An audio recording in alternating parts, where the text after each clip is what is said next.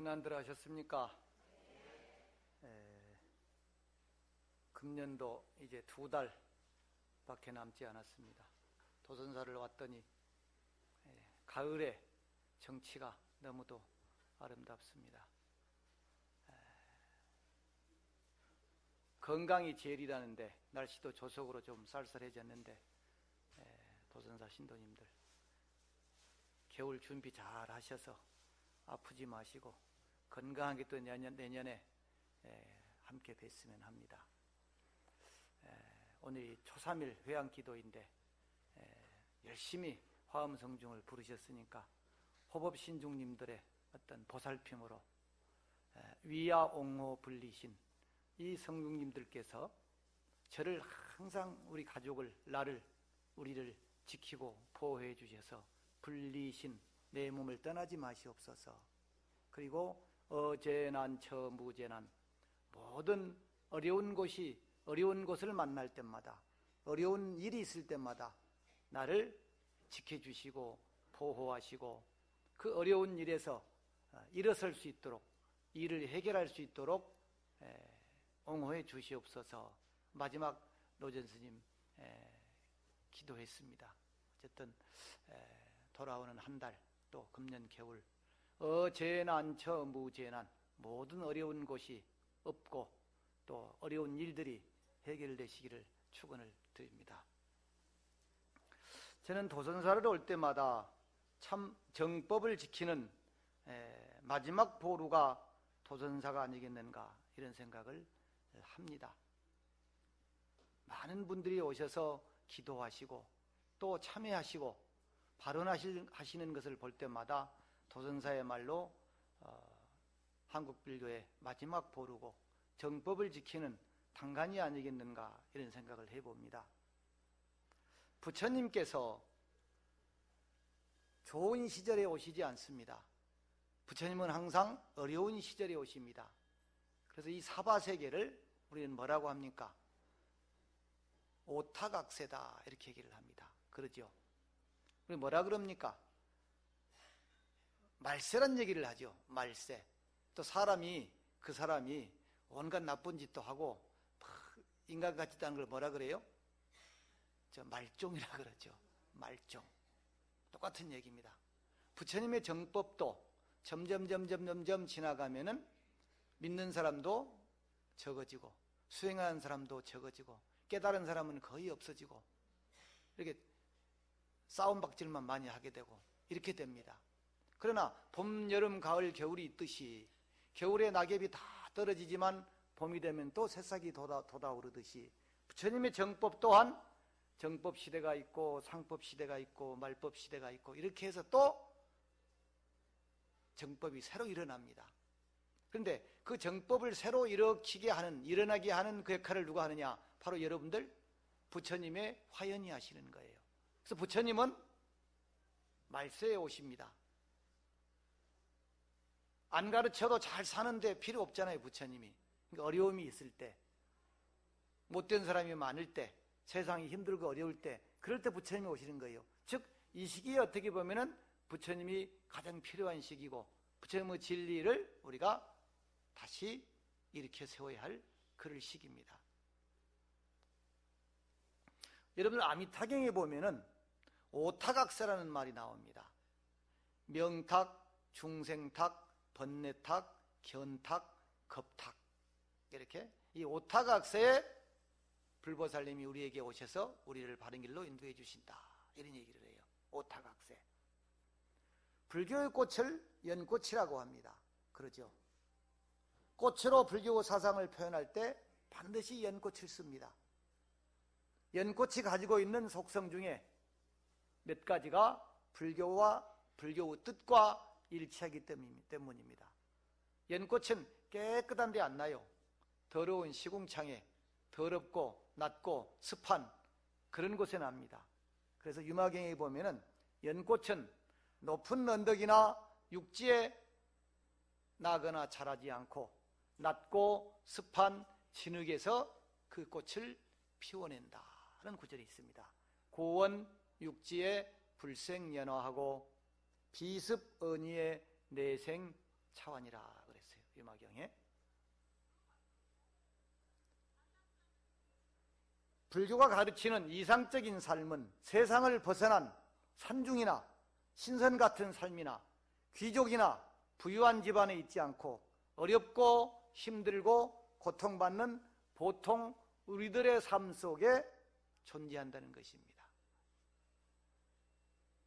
또 연꽃은 낮고 더러운 진흙 속에서 피어나지만 언제나 깨끗하고 아름답고 향기로움을 유지하는 특성을 지니고 있기 때문에 철염상정이라고 표현하기도 합니다. 지금 흔히 말세다, 악세다, 오탁악세다 이런 얘기를 해요. 그 오탁이 결국은 뭐냐면은 점점 도덕이나 윤리 또 마음의 어떤 수행 이런 것들이 어지러워지고 쇠퇴해져가는 세상 이렇게 얘기합니다. 그 시대가 되면은 병도 많이 생기고 전쟁도 많이 일어나고 죽는 사람도 많이 생기고 무슨 사고도 많이 생기고 정신들이 또 온전치 않고 요즘에는 거의 3분의 1이 정신병자라고 하네요. 자기가 정신병자인지도 모르고 산답니다. 나는 아니라고 생각하는 거예요. 근데 다른 사람들이 볼 때는 저 사람 조금 셀쭉해 이상해 이러는 거예요. 자기는 아니라고 그래요. 이게 뭐예요? 너무 생각들이 한쪽으로 치우치고 살필 줄도 모르고 이해할 줄도 모르고 배려할 줄도 모르고 나만 생각하고 살다 보니까 이게 이상하게 되는 거예요. 제가 가끔 이런 얘기를 합니다. 먹어서 망하는 집은 없으니까 잘 드시라고. 근데 먹는 데도 돈을 안 쓰는 사람이 많아요. 돈 좀 쓰세요. 돈은 내가 썼을 때 내 돈이지 내가 안 쓰면 전부 남의 돈이 됩니다. 돈을 안 쓰더라고요. 예? 그래서 먹어서 망하는 것이 아니라 딴짓해서 망합니다. 딴짓해서. 근데 그것도 벌벌벌 떨어요. 돈을 많이 가지고 있는 분이, 없는 분이 알 수 없지만은 밥도 좀 사주고 밥값도 내고 이래야 되는데 안 하더란 얘기예요. 이게 5가지가 명이 수명입니다. 수명. 왜? 시대가 흐려지니까 정신이 혼탁해지니까 번뇌가 많아지니까 수명도 짧아지고 번뇌도 많이 생기고 이 시대도 혼탁한 시대가 되고 아까 말씀드렸던 것처럼 부처님은 이 혼탁한 시대에 오시는 거예요. 혼탁한 시대. 비화경에서 적이라는 이름의 보살이 부처님에게 묻습니다. 왜 오탁악세를 여의지 않고 오히려 오탁악세에 태어나십니까? 이렇게 물어요. 여러분들 고생스러운 거 싫잖아요. 더러운 것도 싫잖아요. 근데 부처님은 고생스럽고 더럽고 힘든 데를 일부러 찾아오셨잖아요. 이것이 우리와 다릅니다. 이것이 왜 오탁악세에 힘들게 이 더러운 세상에 오십니까? 태어나십니까? 그 부처님은 그러세요. 대비에 의한 원력에 따라서 원력에 의지해서 오탁악세에 나는 기쁘게 태어나느니라. 고생 다 싫어합니다. 그런데 부처님이나 보살님은 고생을 자처해서 우리를 위해서 그 어려운 중생들을 구제하기 위해서 원력으로 오신다. 어떤 원력으로? 대비의 원력으로 그럽니다. 대비, 자비의 원력으로. 흔히 시대가 혼탁해지면은, 사상이 혼탁해지면은 견탁이라고 해서 번뇌입니다. 견해, 나쁜 생각입니다. 이것이 혼탁해지는 거예요. 바른 생각이 없어요. 이게 3가지가 일어나요. 전쟁이나 기근 또는 질병을 얘기합니다. 이것을 3재라고 얘기할 때도 있습니다. 전쟁, 질병, 기근. 이걸 3역이라고 해요. 3역. 그래서 시대가 흐려지면은 전쟁, 기아, 질병의 3역이 새 환란이 발생해서 결국은 옛날에는 어떻습니까? 이렇게 많은 병 없었어요. 근데 온갖 병이 많이 생깁니다. 그래서 수명이 줄어들게 된다. 오탁 가운데 중생탁이라고 하는 것은 인간들이 도덕 윤리를 지키지 않는 것을 말합니다. 옛날에는 세대 차이라는 말을 합니다. 세대 차이. 근데 세대 차이가 아니고 요즘엔요 1년 차이가 엄청난 차이를 불러옵니다. 중학교 3학년하고 중학교 2학년하고 대화가 안 된대요. 세대 차이가 나서. 옛날에는 10년이 세대인데 또 뭐 30년, 20년이 세대, 지금은 1년이 세대래요. 말이 안 통한다는 거예요. 중3이 중2한테, 중2가 중3한테 말이 안 통한다 그러니 이게 참 어떻게 된 일입니까? 예? 그러니까 중생탁이라고 하는 것은 생각이 이렇게 혼탁해지고 윤리나 도덕 이런 것들을 지키지 않게 됩니다. 그래서 겁탁이는 시대가 혼탁한 거거든요. 이 겁탁이 말세의 외형적인 형태라면은 중생탁, 번뇌탁, 견탁 이 세 가지는 내면의 마음의 가치관의 타락을 의미합니다. 중생들이 혼탁해지고 그 마음이 혼탁해지고 견해가 혼탁해지고 그렇기 때문에 시대가 혼탁해지고 그럼 당연히 명탁이 되게 되는 것입니다. 여러분들이 잘 아시는 구마라지바라고 하는 스님은 금강경 종통에서 오내고설을 말씀하셨습니다. 내고라고 하는 건 뭐냐? 굳건하고 견고하다는 뜻입니다. 즉 말세가 될수록 오탁악세가 될수록 5가지가 점점점 견고해져 간다 이런 뜻입니다. 그래서 불교의 특징을 5단계로 500년 단위로 끊어서 얘기를 했습니다. 부처님이 돌아가시고 첫 번째 500년 동안은 우리는 해탈이 견고하다 그래서 해탈견고라고 합니다. 따라해보면 해탈견고. 부처님이 바로 가신 지가 얼마 안 됐기 때문에 공부하는 사람도 많이 생기고 정신도 혼탁해지지 않고 깨달은 사람도 많이 나오고 이런다는 얘기예요. 수행자도 많이 나오고 깨달은 사람도 많이 나오고 그래서 해탈이 견고한 시대 500년을 그래서 해탈견고다 그랬습니다. 두 번째 500년은 선정견고다 그랬어요. 깨달은 사람이 많이 나오지는 않지만 공부하는 사람이 이때까지는 많다는 거예요. 그래서 선정이 견고하다. 따라합니다. 선정견고. 세 번째 500년은 많이 듣고 배우는 것이 견고하다 그래서 다문견고라고 합니다. 깨달은 성자도 많이 나오지 않고 수행자나 선정에 든 사람도 많지 않지만 그래도 이때까지는 공부도 좀 하고 경전도 있고 이런다는 거예요. 또 설법도 듣고 요즘에는 큰 스님이 어디 절에 설법하신다 하는데 들으러 가자 그러면 바빠서 안 간다 그럽니다. 다. 제가 뭐 그러냐면은 아무리 도인이 있어도 도인 찾아도 안 다닙니다. 네? 바쁜데 피곤한데 시간 없는데 아이고 힘든데 안 가요. 옛날에는 어디에 훌륭한 스님이 계신다 참 도력이 높은 스님이 계신다 그러면은 막 막 찾아가서 막 법문도 듣고 묻고 이랬단 말이에요. 지금은 귀찮아서 안 가요. 귀찮아서. 근데 이때까지는 그래도 공부할 마음이 있어요. 다문견고 그래. 따라합니다. 다문견고. 그 다음 500년은 뭐냐? 공부한 사람도 많이 안 나오고 깨달은 사람도 많이 안 나오고 그래도 또 공부도 안 하고 그러니까 뭐냐 이제 뭐 하면 좋다더라 그러니까 탑도 세우고 절도 짓고 불사도 하고 이런 거로 이제 하는 거예요. 그래서 탑사견고 그랬어요. 따라합니다. 탑사견고. 이 시대가 어떻게 보면 탑사견고 시대입니다. 조금 지났는데 조금 지났어요. 그럼 불사한다 그래도 요즘 동참 잘 안 하잖아요. 그 시대도 지났어요. 지금은 이제. 그럼 마지막이 뭐냐 이제 서로 잘났다고 서로 자리 차지하려고 싸움박질을 많이 한다 그래서 투쟁경고 그럽니다. 따라합니다. 투쟁경고. 이 시기에는 나는 옳고 너는 그러다 내가 제일이다.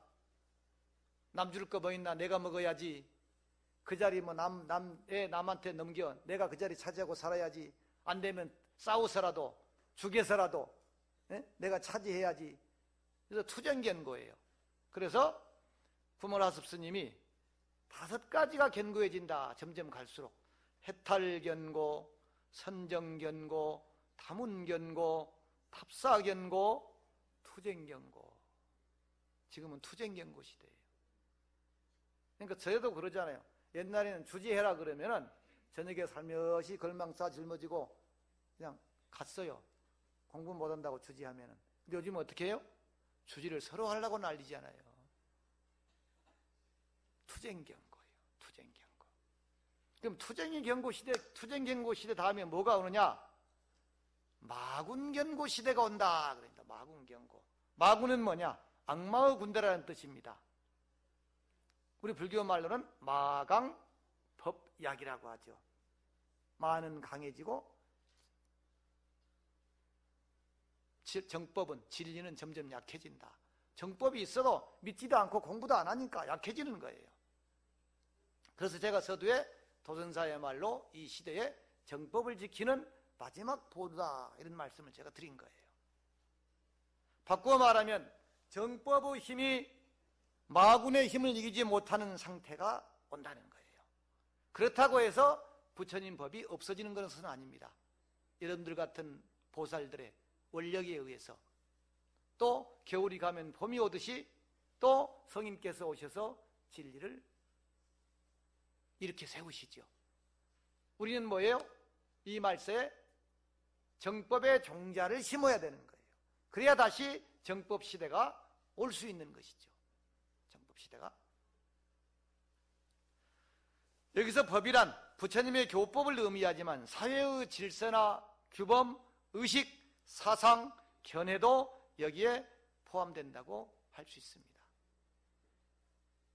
돌아가신 해인사의 자원율사 근스님께서 여러 발언 가운데 이런 발언을 하셨습니다. 정법이 없는 곳에서는 지금 바로 벼락을 맞아 죽어서 정법이 있는 곳에 다시 태어나서 정법과 함께하기를 발언합니다. 그래서 세세생생 언제나 정법의 인연과 한시도 떨어져 있지 않기를 발언합니다. 즉 부처님 법을 만나야 하고 부처님 법이 있는 시대에 태어나야 한다는 것이에요. 만일 부처님 법이 없는 그런 시대라고 한다면 나는 지금 당장 벼락을 맞아 죽어서라도 다시 정법이 있는 곳에 태어나서 정법과 함께하기를 발언합니다. 이게 자원 근스님의 여러 원 가운데 하나의 원이에요. 이렇게 부처님 진리가 정법이 소중하니까. 부처님은 부처님의 모습으로만 오시지 않습니다. 여러분들 자타카 본생담에 보면 어떻게 오십니까? 때로는 코끼리로도 오시고, 때로는 사자로도 오시고, 때로는 여러 짐승으로도 오시고, 우리가 관세음보살의 32관음에 보면은, 33관음에 보면은 마두관음도 있고 여러 관음이 있잖아요. 그런 것처럼 중생이 필요한 곳이라고 하면은 어떤 모습으로, 필요한 모습으로 나타나서 우리에게 정법을 전하시고 우리를 고통에서 해결해 주시는 거예요. 어떤 스님이 남전 스님한테 물었어요. 스님, 죽은 뒤에 어디로 가십니까? 이렇게 물었어요. 그 남전 스님이 뭐라고 대답하셨느냐? 동촌에 장려하고 서촌에 장마하겠다 그랬어요. 동쪽 마을에 가서는 나귀가 되고 서쪽 마을에 가서는 말이 될 것이다 그랬어요. 아니, 도를 깨달은 큰 스님이 무슨 죽어서 나귀가 되고 말이 되고, 이게 말이 됩니까? 이게 원이에요. 나귀가 있는 곳에는 나귀로 태어나고 말이 있는 곳에는 말로 태어나서 그들을 인도하겠다. 이게 뭐 대비의 원이에요. 이거를 근데 큰 스님이 공부를 잘못해서 소가 됐나? 말이 됐나? 나이가 됐나? 그러면 안 돼요. 그 유명한 얘기입니다. 동촌에 장려하고 서촌에 장만이라 그랬단 말이에요. 동쪽 마을에 가서는 나귀가 되고 서쪽 마을에 가서는 말이 될 것이다 그랬단 말이에요. 그래 이해가 안 돼서 또 묻습니다. 그 뜻이 무슨 뜻입니까? 뭐래요? 그러면 어떻게 대답하시느냐? 올라타게 되면은 올라탈 것이고 탔다가 내리게 되면은 내릴 것이다 이랬단 말이에요.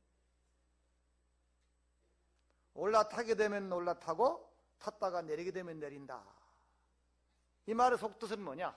비록 도를 깨달았지만 마음을 깨달았지만 사는 일과 죽는 일은 인과에 얽매이지 않고 미혹하지 않고 인연을 따라서 살 뿐이다 이런 얘기입니다. 깨달았다고 해서 특별한 삶을 사는 것이 아닙니다. 깨달은 사람도 밥 먹고 차 마시고 화장실 가고 잠자고 그럴 뿐입니다. 뭐가 다릅니까? 그런데 노예가 돼서 사는 삶이 다릅니다. 억지로 사는 삶이 다릅니다. 깨달음이란 그분들의 삶이란 업과 인연을 알고 그것에 순응해서 사는 일입니다. 나귀가 되든 말이 되든 여우가 되든 토끼가 되든 마찬가지입니다. 하물며 가난하고 병고에 시달리고 이렇게 사는 것이 우리는 어떻게 합니까? 아프면 아픈데 노예가 돼서 거기에 온 것을 다 희생시켜버립니다. 근데 아플 수밖에 없어요. 어려움을 겪을 수밖에 없어요. 그럼 아픈 것에 노예가 되지 말고 아픈 것에 무너져 버리지 말고 일어서야 되는 거예요. 나이가 드는데 안 죽은 사람 있습니까? 그럼 깨달으면 안 죽어야 돼요. 다 죽잖아요. 근데 죽을 때 덜덜 떨고 정신없이 죽는 것과 죽음을 초연하게 맞이하면서 다음에 또 원력을 세워서 가는 것과는 완전한 다른 삶입니다. 이것이 도인과 비도인의 삶인 것입니다. 이 오타각세, 지금은 말세라고 하고 오타각세라고 합니다. 근데 서두에 말씀드린 것처럼 부처님은 이 오타각세에 오셨고 지금 계시고 우리가 찾을 때 언제고 우리 앞에 오실 것입니다. 나타나실 것입니다. 이것이 바로 기도입니다. 기도. 그래서 제가 도전사에 올 때마다 참 정법의 간당을 여기서 본다. 정법을 지키는 마지막 보루는 우리 도선사 불자님들이고 이 도선사가 그 역할을 하고 있는 것 같다. 이런 찬탄의 말씀을 드렸습니다. 또 우리말에 울력공부라는 얘기를 합니다. 울력공부. 혼자 공부하라 그러면은 공부가 잘 안 돼요. 3000배 혼자 하라 그러면 그거 하겠습니까, 거사님? 힘들어서 못하죠. 근데 여럿이 하면은 능히 해낼 수 있습니다. 이것을 울력공부라고 해요. 내가 무슨 공부 힘이나 있나? 대중들하고 같이 하다 보니까 하게 된 거지. 기도도 마찬가지입니다. 이렇게 도선사처럼 많은 불자님들이 오셔서 기도할 때 나도 더불어서 함께 기도하면 쉽게 기도가 되고 또 함께 기도함으로 인해서 힘이 생기고 원력이 생기고 힘과 원력이 있으면 값이 또한 큰 것입니다. 여러분들이 이 도선사를 정말 정법의 당간이고 진리의 당간이고 또 기도의 중심 도량으로 어떻게 보면 여러분들은 참 불자님들 가운데서도 복이 많은 그런 불자님들입니다. 도선사 신도라고 하는 이것만 가지고도 여러분들에게 큰 어떤 자긍심이 되지 않을까 싶습니다. 벌써 40분이 넘었는데요. 저는 끝날 시간입니다. 제가 항상 20분 정도가 제 목표인데 오늘 20분이 넘은 것 같네요. 어쨌든 겨울이 다가옵니다. 이 말세지만 내가 찾는 곳에 부처님은 언제고 나에게 오신다. 올 준비를 하고 있다. 즉 뭡니까? 대비의 원력으로 오타각세에 오신 분이 부처님이다. 그러니 내가 어디에 있든 찾으면 바로 부처님은 내 앞에 나타나십니다. 안 나타난 사람은 뭐냐? 기도를 정성으로 안 한 사람이에요. 기도를 열심히 기도하셔서 좀 있으면은 입시 기도도 있고 대학도 77일 기도도 있고 동지 기도도 있고 많습니다. 근데 불자가 기도를 안 하면은 불자의 생명은 끝입니다. 스님도 마찬가지입니다. 수행하려고 하는 마음이 없어지는 순간 이미 그 스님의 생명이 끝난 것입니다. 여러분들 기도하는 그리고 늘 살피는 그런 불자 되시기를 바라면서 추위에 다가오는 추위 건강하시고 또 바른 성취하시기 축원드립니다. 마칩니다. 오늘